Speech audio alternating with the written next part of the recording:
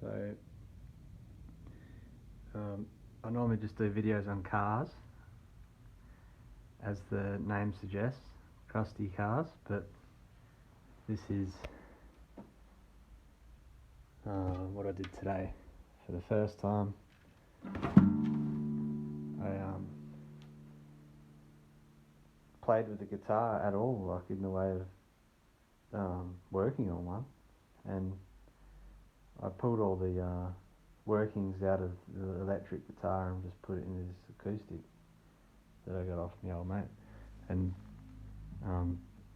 to me, like the earth, like the springs are the earth, the strings are the earth.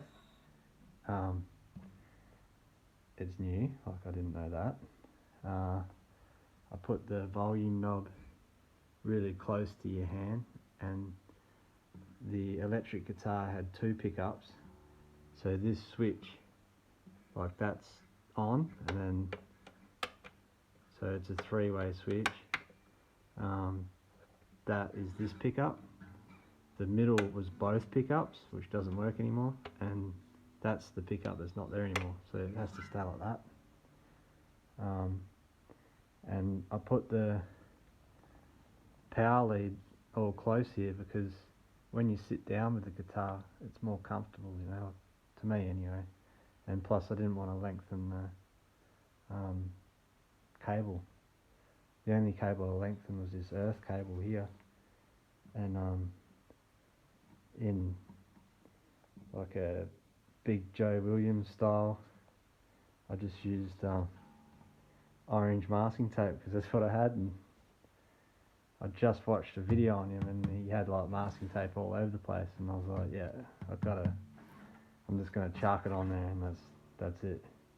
I wrapped this with alfoil, like stripped the cable and then wrapped it in alfoil, but I don't think I really had to do that, I'm not sure. And of course this is the cheapest guitar you could get at the time. It's just a Yamaha, made in Taiwan.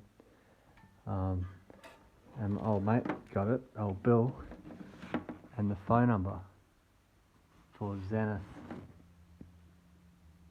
Musical. Look at the phone number, that's for Perth. So it's missing 2 digits. There's 2 more digits now. So I think he got it in the 70s. The bag that's with it is made in Japan. This guitar is made in Taiwan. And it's a real... I had to pick up, you know, the strings are loose on this, and the pick, like, it hits the pickup, so I had to space it away. And when I first fired it up, it was an absolute...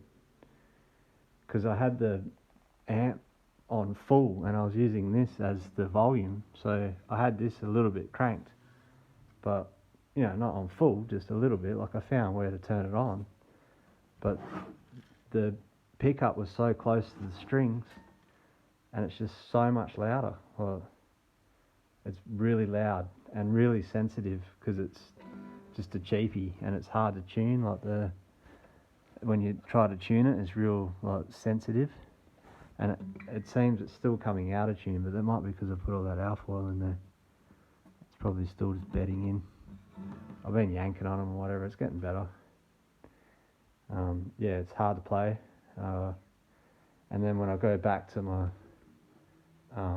resonator, my Takamine, because the neck's small and it's not a sensitive beast hooked up to an amp, it's just it's kind of like, this is like driving a truck and this is like driving a car. You know, if you park a truck and then you go park a car, like it's like that. But yeah, this guitar here is absolutely, I'm in love with this guitar. I'll never ever let go of this thing. The only way this is leaving is if I'm dying, or if I die, or if it gets stolen. Look, I don't think I'd put a pickup in this. I wouldn't sort of damage this. If I could get a pickup that you just slot in there and it's no damage, like you don't have cutting holes or anything, and you can have it all external, I'd do it, but I think it's beautiful as it is, and it's quite loud. Like you play it hard and it's quite loud, and I don't really use a pick, so it's it's not that loud unless I'm really enthusiastic. But that's the setup.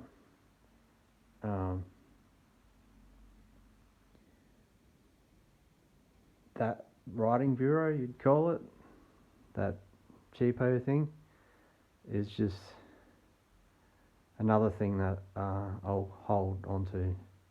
I'll keep that close because it's very special. Just because of the story, that's all. It's I don't even know if I should say the story, but I don't want to be like a morbid sort of person, but it's a person that's died and they're famous, so, and I know it's true. Like it's not 100%. I'd never ask the parents because imagine that. So I don't need to know, really. I mean, if I ever get famous myself and we're at some awards night and they're there, I'll ask them, but I don't think that's ever going to happen. I'm never going to get famous. So this writing bureau would be famous, more famous than me. And anyway, that's the washburn that I used the parts for. It didn't damage anything. All I had to do was cut the wiring out of it, and that's the obvious thing there where the earth is. I didn't look it up or anything. I just thought it's obvious. That's where the earth was, and it's all metal. So guitar guys would be like, yeah, duh. But anyway, it's a new discovery for me. I just did it in the morning, this morning. It was cool. There's the other pickup. It's a different size, this pickup. It's like physically it's a different size.